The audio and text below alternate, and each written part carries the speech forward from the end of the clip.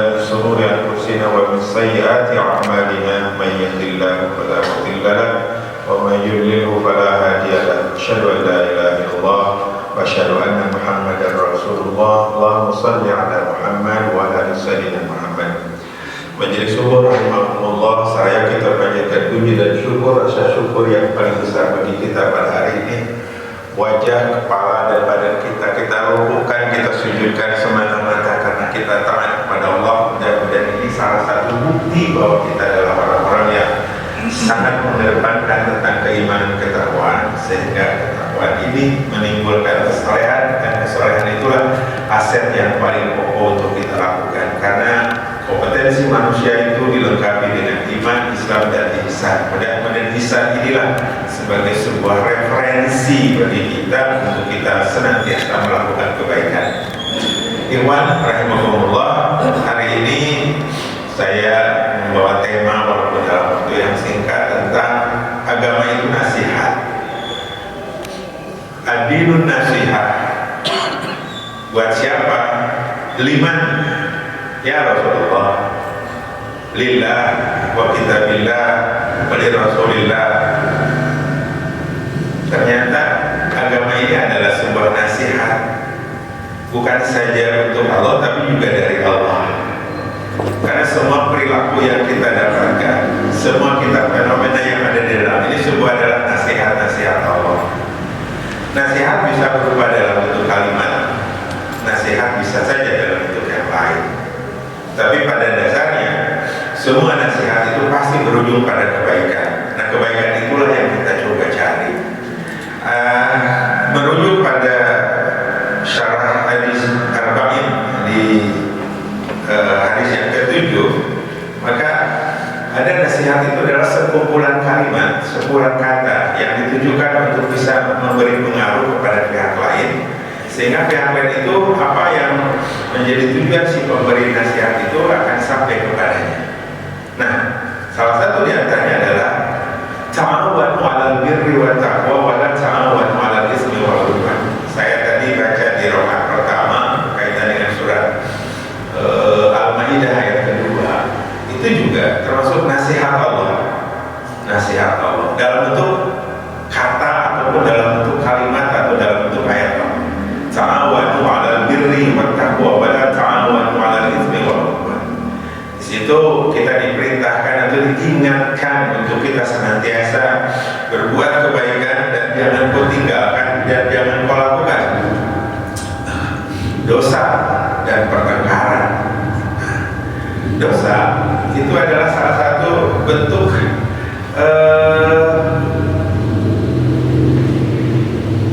perilaku manusia walaupun kecil. Ada dosa yang sangat sir dalam perkibah, yang dosa yang boleh jadi itu adalah bahasa Sundanya kita nyebutnya mamang gitu ya, ataupun khawatir, atau dengan kehidupan ini kita was-was gitu. Nah, kita dihadapkan dengan sebuah kehidupan yang sekarang ini agak sulit untuk dijadikan nasihat gitu. Nah, nasihat yang baik adalah bagaimana kita mengembalikan kepada nasihat Allah, nasihat kitabullah, nasihat Rasulullah. Maka disitulah insya Allah kita ini akan tenang. Perintah yang Allah berikan pada kita adalah atiullah wa atiur rasul wa bil amri minkum. Tapi ada juga yang kaitannya dengan itu, atiullah wa atiur rasul wa la tubtilu a'malakum. Diperintahkan taat kepada Allah, diperintahkan taat kepada Rasul, tapi wa la tubtilu a'malakum. Jangan kau rusak amalmu. Amal kita itu adalah nasihat keseharian. Nasihat yang ada dalam tubuh ini adalah sejak kecil kita dibangunkan oleh Allah dalam bentuk fisik, membesar sampai besar sampai dewasa, dan pada akhirnya dia akan kembali kepada ketidakmampuan atau kelemahan. Nasihat ini adalah nasihat alami. Dari mulai tubuh ini yang tadinya kita tidak mampu jadi mampu, dan kemampuan itu akan hilang jadi tidak mampu kembali. Itu adalah fenomena yang faktanya faktual. Agama mengajarkan pada kita, ikmal di dunia ka'annaka ta'isu abadan wa amal li akhiratika ka'annaka tamutu ghadan. Ini walaupun bukan hadis yang itu, tapi adalah Imam Ali kalimat yang paling baik itu adalah lakukanlah kehidupan dunia seakan-akan kamu akan hidup selamanya, ya, tapi lakukanlah kehidupan akhirat seakan-akan kamu akan mati besok. Ini adalah amanah. Nah, bagaimana kita memperlakukan diri kita dalam konteks seperti ini? Tentu kembali kepada pengalaman, keilmuan, dan keinginan kita. Pengalaman kita membuktikan bahwa kalau kita pengalaman di dalam sebuah lingkungan yang sangat kondusif dengan keagamaan, paling tidak ada yang namanya inspirasi tentang kebaikan itu datang. Apakah itu dari orang tuanya, dari ibunya, dari gurunya, dari lingkungannya, itu inspirasi akan senantiasa. Makanya bergaul dengan orang baik itu adalah sebuah keniscayaan, kebaikan. Kita sholat subuh bukan karena kita untuk berteman saja. Silaturahmi dengan Allah itu adalah sebuah amanah, dan amanah itu adalah sebuah petunjuk. Petunjuk itu adalah sebuah nasihat. Nasihat yang baik adalah tubuh yang baik, dia adalah lentur. Di mana kelenturan itu menunjukkan kelenturan kita ketika melakukan sebuah ubudiyah. Allah menyebutkan melalui Rasulnya, lakukanlah sholat. Sholatlah kamu seperti yang aku lakukan. Nah, maka dalam sholat itu adalah sekumpulan gerakan, sekumpulan kalimat yang disampaikan diawali dengan takbir dan diakhiri dengan salam. Itu adalah sebuah proses ibadah sholat. Kelenturan itu dibutuhkan. Kenapa? Karena kelenturan di dalam sholat itu bukan saja takbir, tapi ketika ruku, sujud, dan segala macam ada 7 anggota tubuh yang memang harus dilakukan. Itu juga sebuah nasihat. Oh, mumpung kita sehat, karena besok lusa apabila kita sakit gak bakalan gitu. Tapi Allah memberikan ruksa juga. Kalau tidak bisa berdiri ya duduk, kalau tidak bisa duduk ya berbaring, kalau tidak berbaring ya udah disolatkan saja. Nah, itu udah sebuah fakta bahwa agama itu adalah nasihat. Nasihat yang baik adalah bagi kita adalah nasihat manakala kita sadar bahwa semua perilaku yang sudah kita lakukan itu ujung-ujungnya buat apa? Kalau semata-mata hanya kita habis dan bertanggung jawab, bebas gitu kan, sholat bebas segala macam. Padahal setelah sholat itu ada sebuah frekuensi lain yang seyogianya kita siapkan untuk kegiatan berikutnya. Karena sholat itu adalah bukan, kalau kita baca di salah satu surat, utlu ma uhiya ilaika kita wa aqimis sholat, kita sholat tanha 'anil fahsya wal munkar. Bacalah kita, lakukanlah sholat, karena sholat itu adalah menghindari fahsya dan munkar. Apakah sholatnya yang menjadi ukuran itu? Bisa, karena itu adalah fardu. Tapi kan di situ untuk menghindari fahsya wal munkar itu sebuah amanah, sebuah perintah. Jadi kalau hanya sholatnya gugur di situ, itu mungkin levelnya level gugur kewajiban. Padahal yang kita butuhkan, yang kita perlukan dan kita usahakan bukan sampai di situ. Kita ini mencoba merilis, mengupayakan agar kita ini sholat itu terus gitu. Karena sholat itu hanya jeda saja. Udah zuhur masuk ke asar, udah asar masuk maghrib. Jadi apakah di antara jeda itu kita bebas melakukan kemunafikan? Ya tidak juga. Karena apa perintahnya? Udah sholat itu tanha 'anil fahsya wal munkar. Allah memberikan nasihat itu sudah menjadikan kudrat iradat atau skenario Allah itu diberikan kepada umat manusia. Manusia sudah dilengkapi sebetulnya. Jadi memorinya sudah ada, kekuatannya sudah ada. Masing-masing orang itu punya kekuatan untuk menerima dan mengumpulkan serta mengeluarkan. Ada orang yang punya kompetensi hanya menerima, ya hanya dia menjadi baik. Dengan sholat dia akan menjadi baik karena dia unsurnya menerima. Tapi dia juga bisa melakukan, sudah menerima, dia mengeluarkan kebaikan. Karena setelah sholat itu kita fantasyiru fil ardi. Kita nggak bisa untuk duduk bersibuk terus-terusan. Karena perintahnya begitu, udah sholat, udah zikir, kamu berangkat. Berangkat kemana? Fantasyiru fil ardi. Wabtagu min fadlillah, mencari ridha Allah, mencari fadl Allah. Nah, fadilah atau fadl Allah itu memang bukan kun fayakun bagi kita, tapi adalah sebuah proses. Untuk mendapatkan itu tentu ada yang disebut dengan sebab akibat gitu ya. Sebab akibat ini adalah sebuah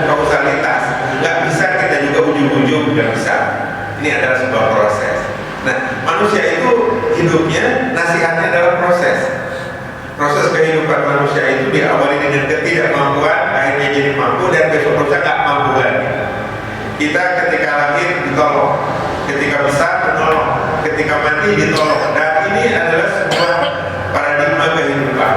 Makanya agama itu nasihat. 5 ya Rasulullah. Buat siapa ya Allah?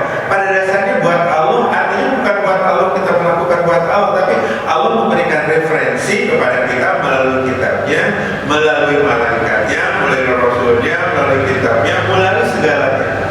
Kalau kita melihat bahwa fakta alam, misalkan saja ada sebuah pohon, misalkan saja padi, ketika kecil banget itu diinjak juga udah nggak ada manfaatnya. Itu kali kecil, tapi udah membesar, dia menunjukkan dirinya mampu untuk memberikan manfaat kepada lain, tapi setelah besar juga dia akan merunduk. Itu juga fakta nasihat.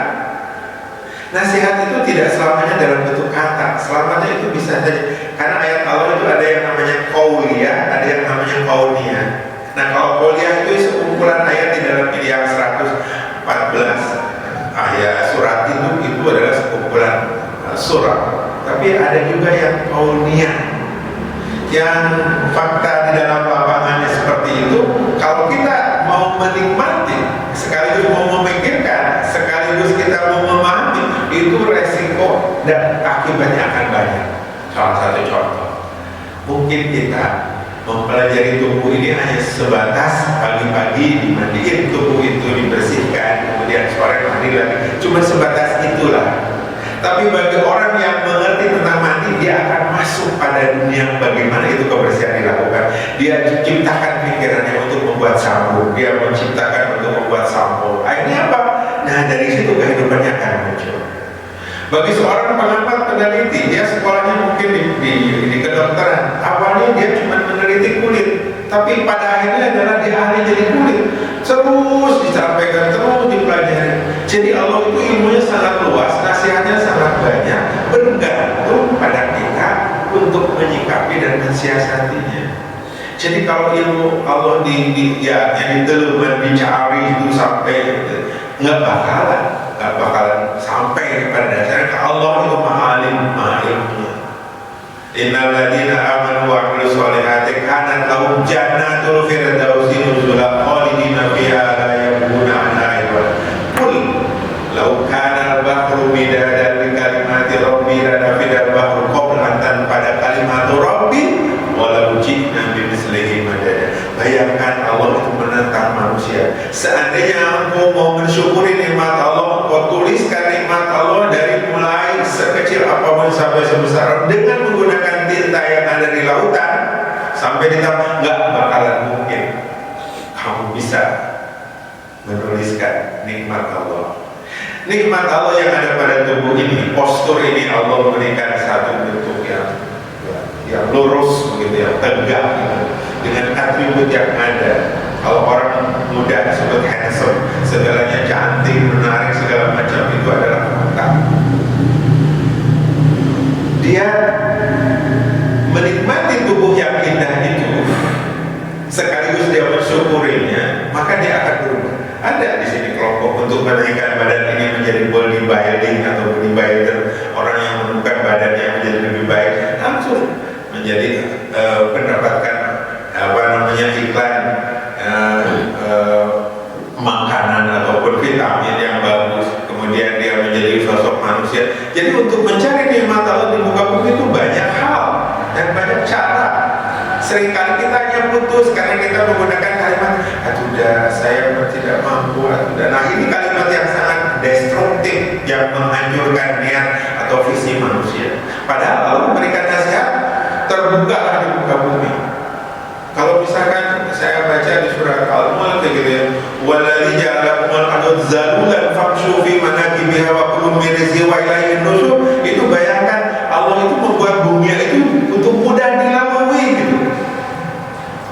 Coba kalau kita hidupnya di angkasa sana, udah biasanya udah nggak ada ya gitu, udah warungnya juga nggak ada. Tapi Allah membuat bumi itu, "Waladzi ja'alakumul arda zalulan famshu fi manakibiha wa kulu min rizqihi wa ilaihin nusyur." Dan dunia dibuat sedemikian rupa mudahnya agar dilalui oleh manusia supaya manusia itu mencari kebaikan di sana, ya.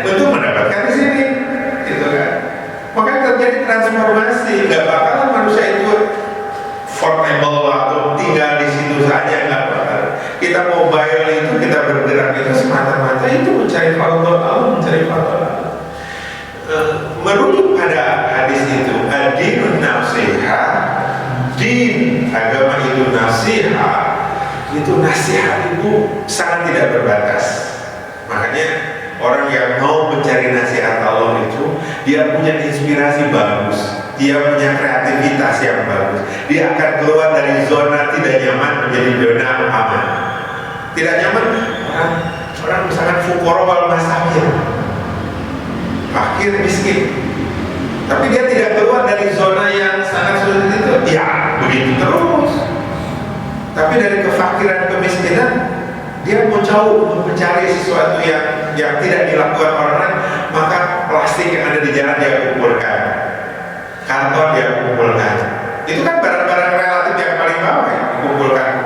Menjadilah dia itu berubah untuk menjadi pengepul, penjual. Sekarang itu orang-orang pengumpul begitu bukan lagi rupiahan, itu jutaan itu. Ada di kampung sana sampai mobilnya juga Rubicon, padahal dia mengumpulkan barang bekas. Berarti dia sudah merubah atau mengubah hajat hidupnya menjadi hajat hidup orang banyak. Orang banyak hajat hidupnya bersih, dia punya pasukan untuk membersihkan. Dia dapatkan barang-barang kotor, kemudian dibersihkan, kemudian dijual, maka luar biasa. Sampai yang saya lihat luar biasa itu orang mengubah kejelekan menjadi kebaikan. Yang tadinya bangunan tidak seberapa, tapi sekarang udah di gudangnya udah segitu banyak. Ya saya takzim, saya hormat. Kenapa? Karena dia mengeluarkan kreativitas yang ada dalam tubuhnya dari kefakiran, kemiskinan menjadi sebuah alnia, menjadi sebuah kekayaan. Nah, kekayaan itu tidak selamanya dalam bentuk fisik, ada kekayaan dalam bentuk logik. Maka orang itu sekarang sudah bisa menyampaikan gagasan-gagasan sehingga kepintarannya itu bisa diakumulasi dan bisa diteruskan. Nah, tugas kita apa dalam membangun nasihat ini? Tugas kita adalah bagaimana Allah sudah memberikan fatwa fisik pada kita nikmati, kita syukuri, sekaligus kita mengubahnya menjadi energi, gitu kan. Coba kalau dari kecil kita tidak mengubah jadi energi, gak pernah mau belajar, gak pernah mau berusaha, gak pernah apa-apa, pasti dia nol besar. Tapi Allah itu memberikan modal dasar kita itu dari ibu kita, dari bapak kita lahir. Nah, itu modal dasarnya.